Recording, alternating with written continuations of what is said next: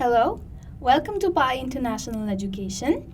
This is our e-learning tips and tricks class. So today we will be seeing some tips and tricks on IELTS speaking. So first of all, আমরা যেটা দেখব সেটা হচ্ছে এক্সামের হলে ঢোকার পরে আমরা কিভাবে এক্সামিনারকে গ্রিট করতে পারি। সো ফার্স্ট অফ অল আমরা বলতে পারি may I come in, good morning, good afternoon অথবা গুড ইভিনিং।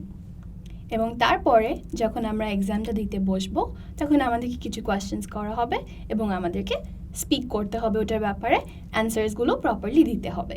সো যখন আমরা অ্যান্সার্সগুলো দেওয়া স্টার্ট করব তখন আমাদেরকে কিছু জিনিস মাথায় রাখতে হবে।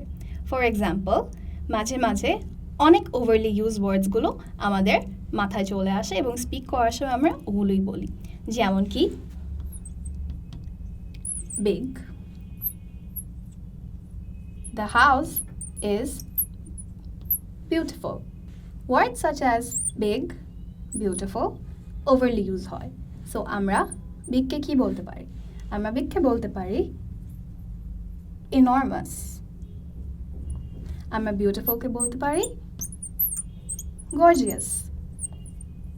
এইসব ওয়ার্ডস ইউজ করলে এক্সামিনার মনে করবে যে আমার অনেক নলেজ আছে এবং আমি প্রপার সিনোনিমস ইউজ করে, ভোক্যাবুলারি ইউজ করে কথা বলতে পারছি। থার্ডলি কি ভুল করে থাকি আমরা?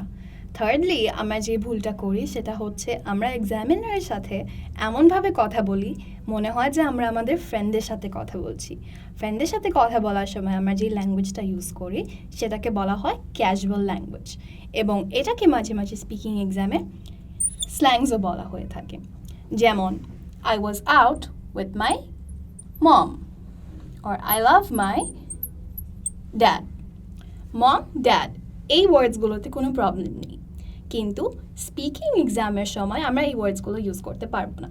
আমাদেরকে বলতে হবে মাদার, অথবা যদি ড্যাড বলি তাহলে ফাদার।